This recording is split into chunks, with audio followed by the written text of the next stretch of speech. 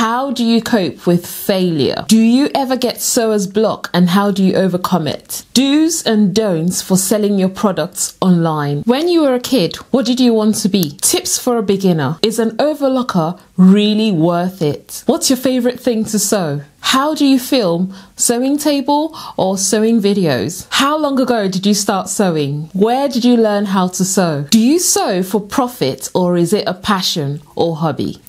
These and many more questions we're going to be answering in this video. So if you're ready to find out, I'm ready. Let's go. Hello, my name is Juliet Uzor of sewsonatural.com, and the very last time we had a Q&A video was during Ankara Appreciation Week, way back in June. And ever since then, we've had a high influx of new family members. So you're absolutely welcome here. I had a question asking people to ask me any questions at all on my Instagram page and on my YouTube community tab here on YouTube. And I had lots of questions. Okay, so Jimo Habibat asked, how do you cope with sewing failures? Two people asked this question and I thought, failure. Thing is, my approach to failure has changed over time. Right at the beginning stage of learning how to sew, I would go through phases of, oh, this is too hard, I can't do this. And I take a bit of a break. Sometimes the breaks are too long and I come back to it. But coping with failure in the sense of trying out a new technique or trying out something new and not being able to get it done. I think the main thing is seeing not being able to do things or mistakes as part of the learning process, because there is no way you'll be able to go from like absolute beginner to pro. You won't. It's just absolutely impossible. You have to go through the phases and you have to go through the, through the steps. And the key thing in order to avoid it being such a huge thing is to do lots of practicing and use a lot of scrap fabrics. Test things out first before you actually make the final one. At the stage I'm now in my sewing journey, I don't see mistakes as a huge issue anymore because I know that mistakes are bound to happen. I make mistakes. There are some mistakes that I make that I'm like, do you know what? I'm going to fold this fabric away. I'm going to put it away and I'll come back to it next year or next month or next week or tomorrow. So it all depends. I mean, this dress that I'm wearing right now was a test. I tested out a pattern. I made a pattern out, created the very first version of it, and it just didn't look right. There were too many gathers on here because I added gathers here and along the neckline, and it just looked wrong. But I left it, came back to it like 2 weeks later and made it again into this one here. And can I tell you something? Ever since I made it, I've only worn it. I wore it again this week because I realized that the waistline was too low. So all I did was I unpicked it and then fixed it, and that's how I'm able to wear it now. And I love it again. Well, I love it now. I'm wearing it. So mistakes happen, failure happens, but the key thing is being able to step away and come back to projects with fresh eyes. Jimo Habibat also asked, what kind of chair do you sit on while sewing? Because she gets backache whilst doing any sort of sewing projects. Okay, so I used to have back pain as well. I used to sit on a very basic chair here in the sewing room. It was just a very, very basic chair. So I got this chair that I'm sitting on right now on Amazon. I got it from Amazon, but I tell you what, this chair does something really annoying. If I move around a bit, like there's some sort of movement that I'll make on this chair and it will just like collapse down to the bottom. So it's a swivel chair. It moves back and forth. It has rollers and then it's got like, it's called lumbar support. So it's got like a back support thing going on at the back, which it means it curves. So if you want, I can, well actually no, do you know what? I'll put the link to this chair in my description box below. So if you want it for yourself, you can grab it. But I must say, the chair just does this thing. Maybe I'm too heavy. I don't know. But what you need in a chair is a chair that has good back support. Pamela Rivera asked, what techniques do you use to draw or create a pattern? If there is a technique to interpret a drawing and then create the pattern. Okay, so Pamela, what I did first was I learned how to create sewing patterns using, I've learned so many people's techniques. So your second question was how to go from the drawing into an actual pattern. If I see a drawing or if I draw something out, first thing I ask myself is, where would the darts go? How would I create shaping? Would it be loose fitted? Would it be closely fitted to the body? What sort of opening is it going to have? Zippers? Or is it going to have buttons? And then I use the drawing. So I look at the lines and trace out my basic bodice pattern onto plain paper and then create the design on the sheet of paper. And I mean, there's no set way because, you know, designs and styles are different, so it all completely depends on the style that I'm working on. Some styles might require some slashing and spreading to open things up and add fullness. Some might require lots and lots of contouring to make things fitted. And yeah, I just trial and error, really. I just create, test it. If it works, it works. If it doesn't work, then I find out what I need to do to make it better. But everything doesn't happen overnight or in the same day. It's a process. I've done lots of videos here on the channel sharing how I, go from basic to different designs. And that's something that's going to continue happening here on the channel because I really want to demystify sewing and the idea of, I can't do this. No, you can. Everything can be made. It's just, you have to try and see what works and what doesn't work in order to be able to achieve your desired results. I have a question here from Anne. She would like to know the suitable height for a table, a sewing table, because she's about to purchase a tabletop sewing machine. So I guess that's a domestic sewing machine. We're all built differently. All I can say is whatever table you're going to get, with the sewing machine on top of it, just make sure that the seat you're going to be sitting on whilst you're sewing will not cause you to bend over whilst you're sewing, because this looks like it's something that you're going to be doing over time and you do not want to damage your neck or your back. You want to be upright and have the sewing machine have your fabric just feeding through the sewing machine and you're not doing that whilst you're sewing. I hope that helps. Okay, Jacqueline asked, do's and don'ts for selling your handmade products online. Okay, handmade products take time, and that is something that most consumers understand. I think consumers who understand it and who get it would pay for a handmade product. If you're going to be selling something online, please make sure the photographs that you take are a true representation of the product, and they really do sell. They show off the best of your products. And you also want the editing you want to edit the image so it's sharp and eye-catching. You want to show it being used by you or other people. Yeah, when you sell something online, you also want to have clear descriptions, really detailed descriptions of your product so people can read and find out everything they need to know and have their questions answered. You want to use social media to the maximum because social media is where it's at for online products. I think it deserves a video of its own, but overall I say do it. Don't avoid it because there are so many things that are involved. You want to do it and learn from the process. Okay, so Corey Courier says, please, I would like to know the basic steps to consider when making darts. When making darts, you just want to make sure that the darts do not meet exactly at the bust point. You don't want it to be exactly at the, where the nipple is. You want it to be at least an inch below the bust point. So the waist darts that go from the waist up to where the bust is, you want to make sure that it goes at least 1 inch below the bust point. Otherwise you would have pointed, you don't want all that pointy business. You also want the side bust darts to just go up a bit just before the bust point as well, which is where the nipple is. So you just don't want it to meet exactly there. That's the key tip that I would share. It all depends on the dart of your basic sewing pattern is, because some sewing patterns have darts down the shoulder, some have darts bust darts down on the side there to create shaping. But look into books. There are lots of books that share how to add darts to garments, and darts are also manipulated. You can shift darts from one point to the other. So really look into different books. There's so much material online as well. So look into that. If you really are technical like that, you would enjoy it. I think you should really look into it. Okay, Nonye NJ. My name's actually Nonye. My Nigerian name, my Igbo name is actually Nonye. So hi Nonye. Nonye NJ says, what sewing machine would you recommend to someone who hasn't sewn before but wants to begin sewing?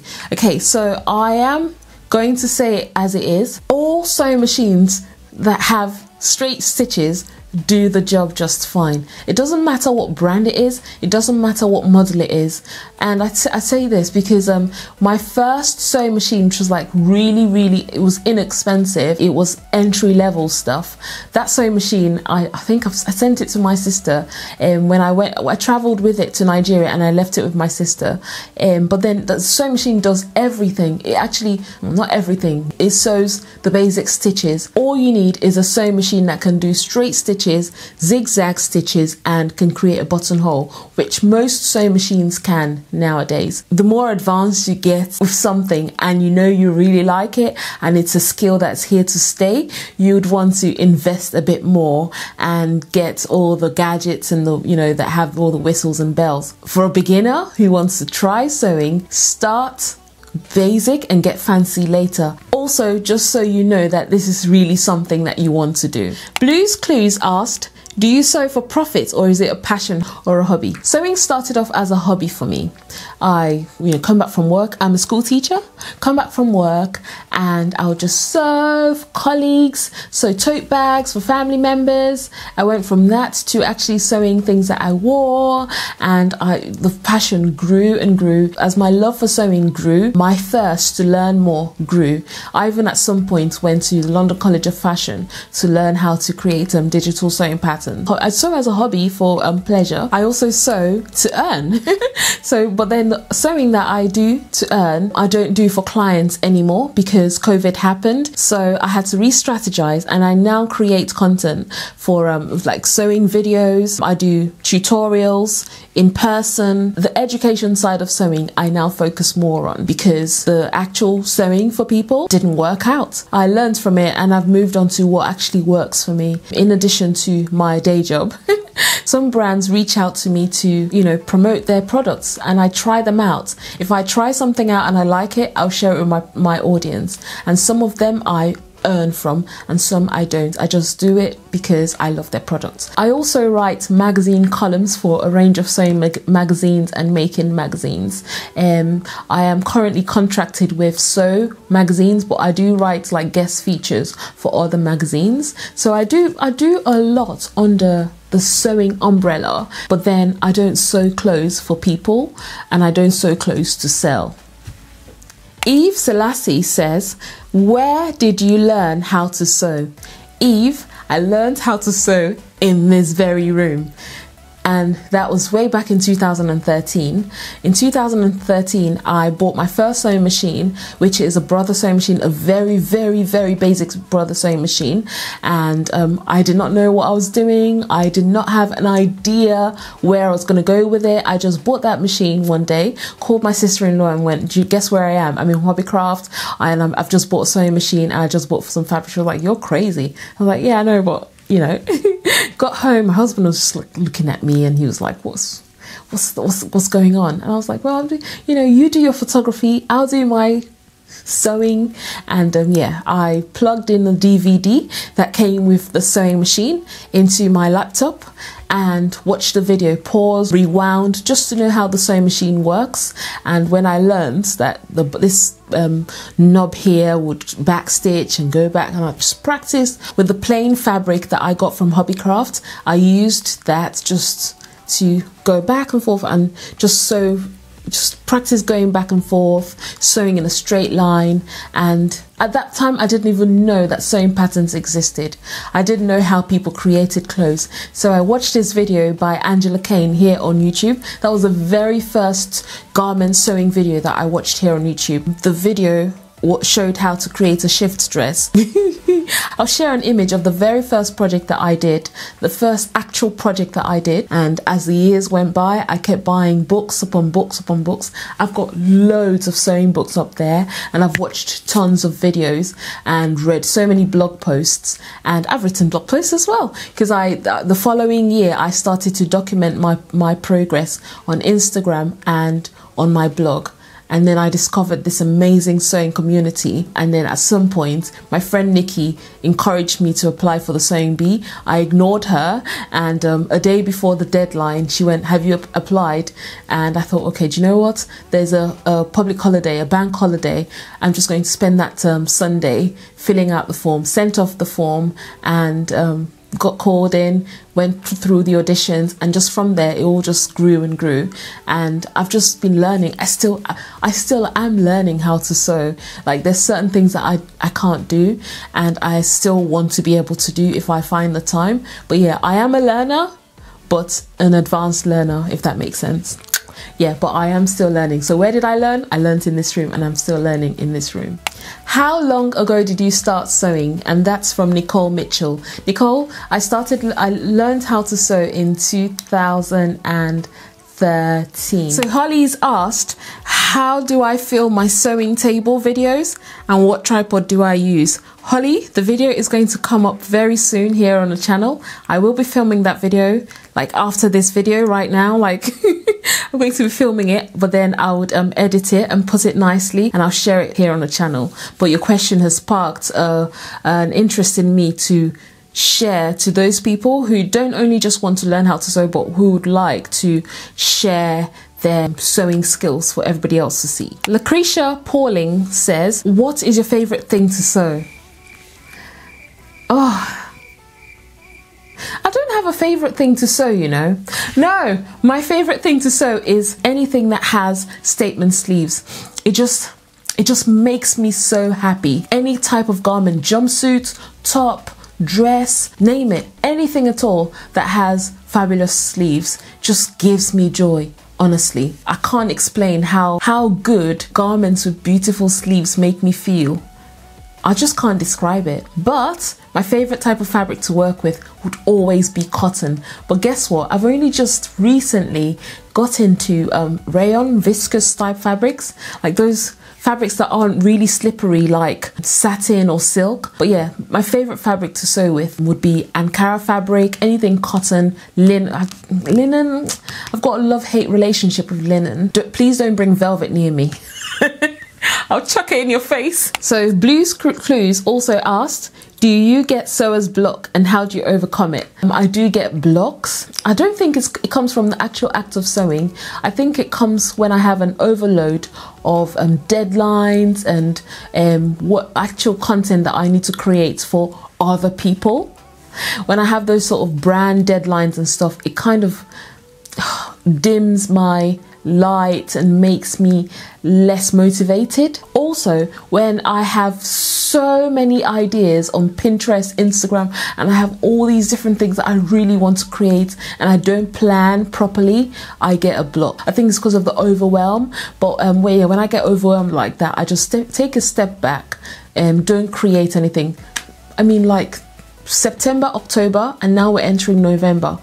I've only created 1 or 2 things, which is not me, because I've had so many deadlines. I've been working on so much, even things that I can't share here on the channel. There are 2 big projects that I'm working on currently that I can't really share yet. I will be sharing, and I actually want to vlog the process so that you can see my journey through that. But I do go through sewer's block, creative block. I go through all of that. It happens, and in order to bring myself back to it, I just go for a very simple project. I go for a simple project, or I go for a project that I am not going to be creating for anybody. I just do something just for pleasure's sake, and I don't film it, I don't do any, I just make it for myself. I don't photograph it, I just make it, and it just eases the pressure. So I guess it's a work thing, going for a true, tried and tested projects that you know that you are going to succeed at.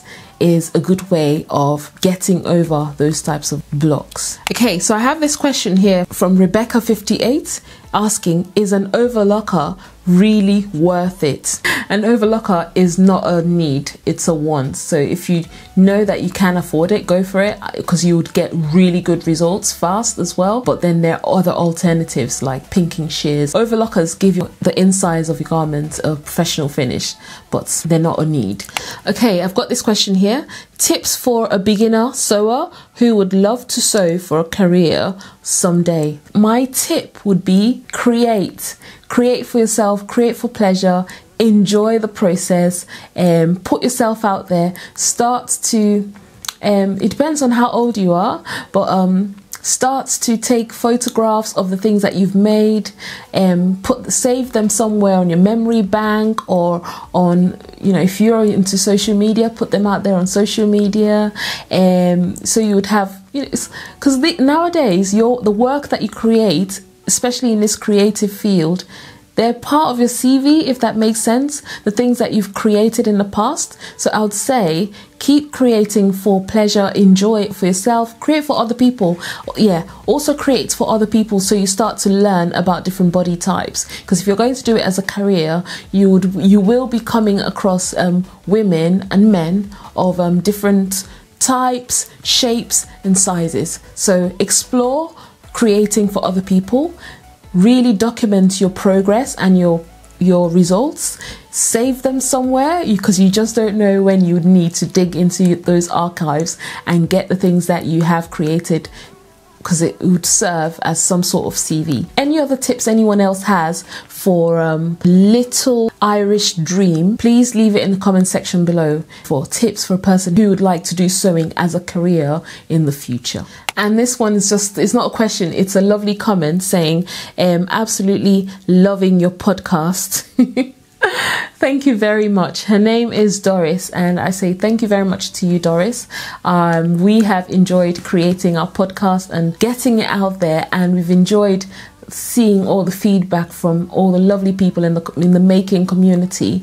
If you do not know, we do have a podcast, and it's called Uncut the Makers Podcast, and we would really appreciate if you could give our podcast a listen. It's a nice little conversation between three friends who make. I hope to do another question and answer session like this again, maybe in 6 months time again, as a little catch up, and so you can get to know me a bit more, and so I can share whatever is happening. And yeah, I hope you enjoy the rest of your day. All the very best. Take care. Bye.